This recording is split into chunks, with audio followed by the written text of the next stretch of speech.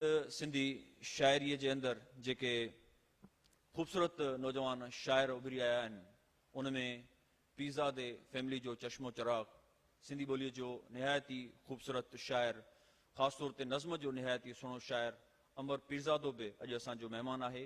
खेसि गुज़ारिश आहे अवां सभिनी जे भरपूर ताड़ियुनि में त उहो मथे स्टेज ते अचे।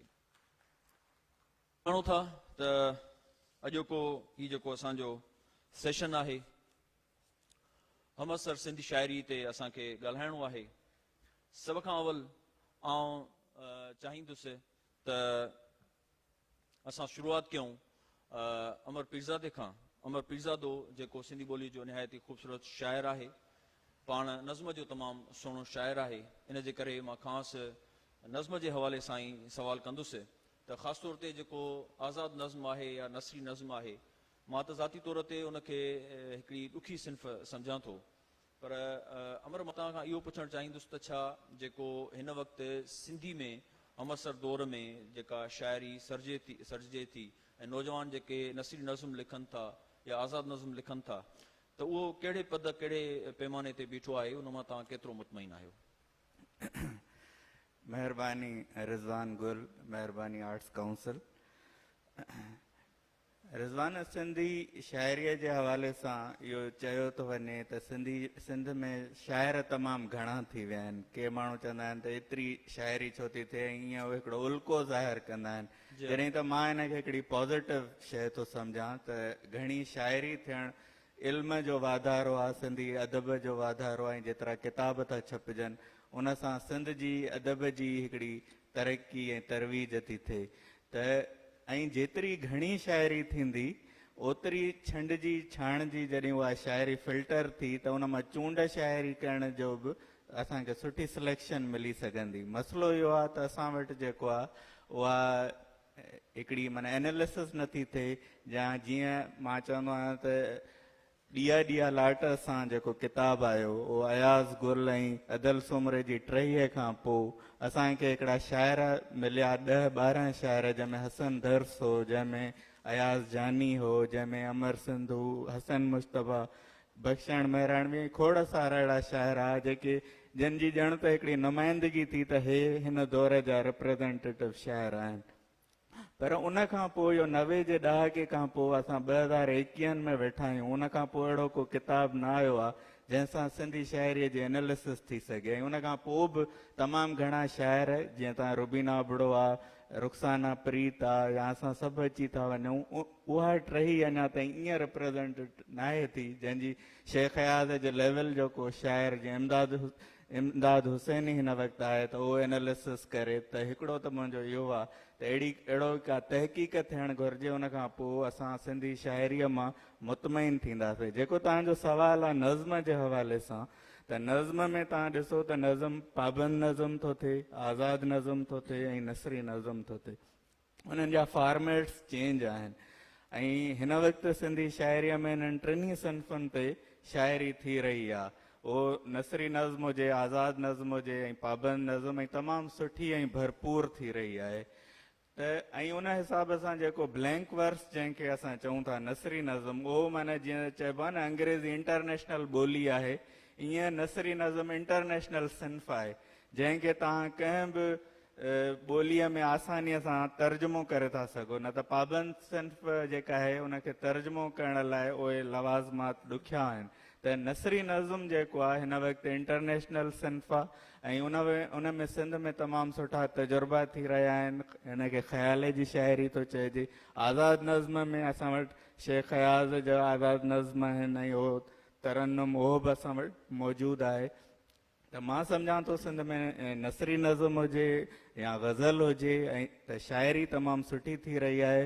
बसि मसइलो सिर्फ़ु इहो आहे त असांखे को सुठो नक़ाद, को अहिड़ी एनालिसिस नथी मिले जंहिंसां असां उन जी हिकु दौर जी नुमाइंदगी करे सघूं।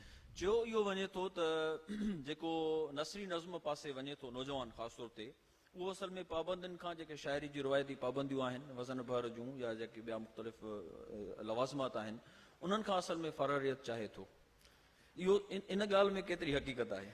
इमदाद हुसैनी साहब चवंदो आहे त नसरी नज़्म लिखणु सभ खां ॾुखियो आहे। जी, मां उहो चई चुको अॻु में। छो त ॿियूं जेके सिन्फ़ूं आहिनि जीअं असां वटि ग़ज़ल जो तमामु सुहिणो शाइर अयाज़ गुल अदल सुमरो वेठो आहे, त उन्हनि में असांखे ख़बर आहे त हिकिड़ो बहर थो थिए, रदीफ़ काफ़ियो थो थिए, उन में ख़्याल सां मौसीक़ी मिली थी वञे। पर नसरी नज़म लिखणु ईअं आहे जीअं तव्हां बिना साज़नि सुरनि जे सिर्फ़ु पंहिंजे ख़्याल जे आधार ते अहिड़ी ॻाल्हि कयो जेका दिलि में पेही वञे। त नसरी नज़म लिखणु हिकिड़ो तमामु ॾुखियो कमु आहे ऐं उन में बि ईअं न आहे त इज़ाफ़ी लफ़्ज़ वाधू लफ़्ज़, उन में तव्हांखे लफ़्ज़नि जी तक तौर करणु ऐं पंहिंजे कंटेंट ते बीही उनजो शुरूआति, उनजो विच, उनजो क्लाइमेक्स कीअं हुजे ऐं कहिड़ी उन में कंटेंट जो हुजणु, उहो उनजी बुनियादी ज़रूरत आहे जंहिंखे ख़्याल जी शाइरी चए। छो त नसरी नज़म जो बुनियादी मौज़ू आहे, हा, इन जे करे उहो वधीक नाज़ुक बि थिए थो ऐं वधीक तवजो छिकराईंदड़ बि थिए थो। अनवर पीरज़ाद हिकिड़े दफ़े चयो त नसरी नज़म जो जेको घाड़ेटो आहे उनजो जेकॾहिं को नाव रखियो वञे त उहो दर्द थी सघे थो। वाह वाह। ऐं इहो बि तासुर अॻ में हूंदो हुयो त शायदि नज़म खे, आज़ाद नज़म खे या नसरी नज़म खे ॻाए नथो सघिजे, पर जॾहिं ए चंड भिटाईअ खे चइजां, ए चंड भिटाई खे चइजां त पाबंद नज़म आहे, पर पाबंद नज़म आहे, पर उनखे जॾहिं ॻायो वञी सघिजे थो। पर मां इहो तव्हांखे ॿुधायां त अनवर पीरज़ाद रेडियो ते वञी ऐलान कयो त हाणे नसरी नज़म बि ॻाए सघिजे थो। पोइ नसीर मिर्ज़ा जो जेको नसरी नज़म आहे, ख़ुशबूअ जे संग संग उहो बेदिल मसरूर ॻायो ऐं ॿिया बि नसरी नज़म उन खां पोइ अत्या दाऊद जा नसरी नज़म ॻाया विया आहिनि। जी हा। असां वटि जेको तानीसी अदब आहे उन जे हवाले सां काफ़ी सारो कमु थियो आहे ऐं उहो न सिर्फ़ु औरतुनि पर काफ़ी सारनि मर्दनि बि उन में कंट्रीब्यूट कयो आहे। त तव्हां छा था सम्झो जेको सिंधी ख़ासि तौर ते लिटरेचर आहे, जदीद सिंधी लिटरेचर आहे, ख़ासि तौर ते उन में जेका हम असर दौर जी शाइरी आहे, उन में जेको फेमिनिज़म तहरीक जे हवाले सां, तानीसी अदब जे हवाले सां केतिरो हिकिड़ो अहिड़ो कमु थियो आहे जंहिंमां असां सेटिस्फाई हुजऊं या उन में अञा वधीक कमु करण जी ज़रूरत महसूसु थिए थी? रिज़वान जेका जंहिंखे असां फेमिनिस्ट शाइरी चऊं था त उहो बि माना जीअं अदल चयो त उहा त शाह लतीफ़ खां शुरू थींदी। जी हा, बिल्कुलु। पहिरियों फेमिनिस्ट शाइर उन खां वॾो औरतुनि जो वकील ऐं उन खां वॾो को फेमिनिस्ट शाइर अॼु ताईं असां वटि पैदा न थियो आहे, जेको सुहिणीअ जंहिंजा सभु हीरो किरदार हीरोइन्स आहिनि। नूर शाहीन खां वठी उल्फत ताईं असां वटि शाइराऊं बि खोड़ आहिनि जिनजो तानीसी अदब में अहम किरदारु आहे। फेमिनिज़म जीअं मुंहिंजे हवाले सां मूंखे अक्सर माण्हू फेमिनिस्ट शाइर चवंदा आहिनि, तव्हां खां इहो सवाल कयो आहे। पर इहा हिकिड़ी का शऊरी कोशिश न आहे, छो त शाइर हिकिड़ो समाज जो शऊर रखंदड़ फ़र्क़ थो थिए त उहो जॾहिं को जिन्सी मतभेद जे बुनियाद ते फ़र्क़ थो ॾिसे त इहा बि हिकिड़ी मज़ामत आहे, इहा बि हिकिड़ी रिवोल्यूशन आहे। ऐं उन में असां वटि, पर मां इहो सम्झां थो त जीअं असां शेख अयाज़ ते हिकिड़ो अयाज़ मेले में सेशन कयो त अयाज़ जे शाइरीअ में औरत जो किरदारु, त उन में मां बि ॿियूं फेमिनिस्ट औरतूं, त उन में उन एस्पेक्ट ते अयाज़ ते तनक़ीद पई कई वञे त अयाज़ जो इहो पहलू एॾो सगारो न आहे, जॾहिं त उनजी शाइरीअ में इंसान दोस्ती ऐं हिकिड़े आदर्शी इंसान जो तसवुरु आहे, पर छो त उहा उनजी सोचियल सम्झियल राय नई या उहो उनजो मज़बूत पासो असां नथा ॻणाए सघूं। पर सिंध में औरतुनि जे हवाले सां जेका शाइरी थी आहे उन में अत्या दाऊद तमामु अहम ऐं सगारो नालो आहे। उन में जेको आहे अमर सिंधू आहे, उन में रुबीना अबड़ो आहे, उन में रुखसाना प्रीत आहे, सुल्ताना वकासी आहे, मलका पीरज़ादो आहे, मीरा आहे ऐं खोड़ सारियूं सिंधू आहे, खोड़ सारियूं औरतूं आहिनि जिन औरतुनि ते शाइरी कई आहे। ऐं न सिर्फ़ु औरतूं पर मर्द बि, जीअं मिसाल अयाज़ गुल ऐं अदल सुमरे जी शाइरीअ मां तव्हां खोड़ अहिड़ा शेर खणी ईंदव जेके औरत जी आज़ादीअ ते आहिनि। या अनवर पीरज़ादो हिकिड़ो फेमिनिस्ट शाइर आहे जंहिं चयो त सुर्खीअ लॻल चपनि जा टाका ट्रोड़े मोड़े ॻाए, सुर्खीअ लॻल चपनि जा टाका ट्रोड़े मोड़े ॻाए, सांझ बि सुर्खी लाए कंहिंजा गीत लापे वेठी, जनमनि जूं चथरूं ऐं टोकूं, जनमनि जूं चथरूं ऐं टोकूं रूह तां रोड़े ॻाए, सुर्खीअ लॻल चपनि जा टाका ट्रोड़े मोड़े ॻाए। सो इहा जेका फेमिनिस्ट शाइरी आहे इहा बिल्कुलु हिन दौर जी नुमाइंदगी थियणु खपे। हाणे तव्हां ॾिठो जेको औरत मार्च थियो त त हुन में हिकिड़ा इंटेलेक्चुअल माण्हुनि जा औरत दुश्मन कमेंट्स असांखे सोशल मीडिया ते नज़र आया त मां हिकिड़ो नंढड़ो नज़म लिखियो त सोच जो अंधेरो आहे औरतुनि खे परखण में मर्द ॼण वॾेरो आहे। वाह वाह वाह वाह वाह ख़ूबसूरत।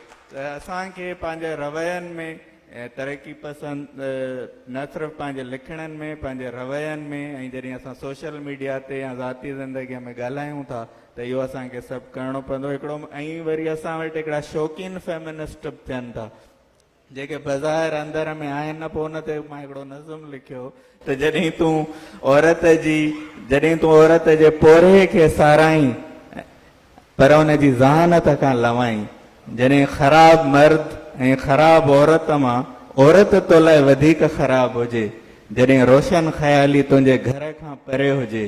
जॾहिं तुंहिंजा लफ़्ज़ वॾा अमल नंढा हुजनि तॾहिं ये शौक़ीन फेमिनिस्ट तूं शाहनुस्त मर्द बणिजी वेंदो आहीं। वाह वाह ख़ूबसूरत। अमर ॾाढो ज़बरदस्त अंदाज़ में तव्हां सॼे मामले जो तज़ियो कयो।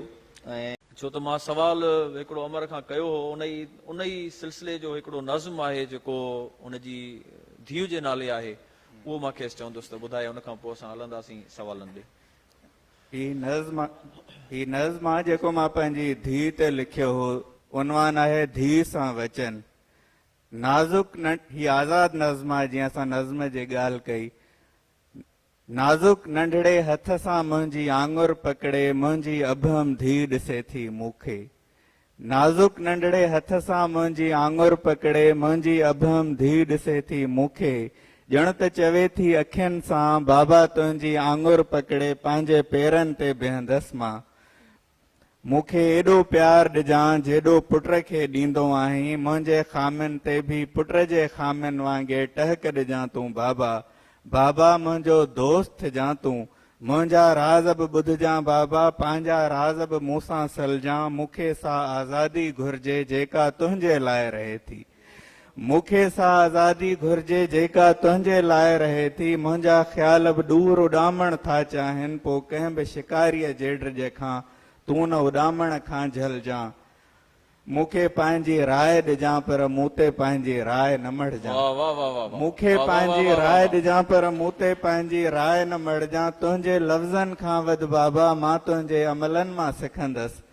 तुंहिंजे लफ़्ज़नि खां वधि बाबा मां तुंहिंजे अमलनि मां सिखंदसि। मुंहिंजो जीवन साथी कीअं हुजे सो तूं बि ॾसजां पर हू केरु हुजे सो मूं ते छॾजां। मुंहिंजो जीवन साथी कीअं हुजे सो तूं बि ॾसजां पर हू केरु हुजे सो मूं ते छॾजां। मुंहिंजो मुड़ुसु किनो जे निकिरे उनखे तूं तक़दीर न चइजां। ॿारनि खे ज़ंजीर न चइजां। मुंहिंजो मुड़ुसु किनो जे निकिरे उनखे तूं तक़दीर न चइजां। ॿारनि खे ज़ंजीर न चइजां। मुंहिंजा फर्ज़ भली तूं ॾसजां पर मूंखां मुंहिंजो वजूद न खसजां। मूंखे तुंहिंजे नेणनि में का वहशत कोई ख़ौफ़ न घुर्जे। मूंखे तुंहिंजे नेणनि में ख्वाबनि जहिड़ी दुनिया घुर्जे। चैन अमुन ऐं राहत घुर्जे। पंहिंजा भरियल नेण खणी पंहिंजी धीउ जा नाज़ुक हथड़ा आऊं चुमी थो हाओ चवां थो धीउ जे मुख ते मुर्क ॾिसां। थो धीउ जे मुख ते मुर्क ॾिसां। वाह वाह निहायत ही खूबसूरत नज़्म।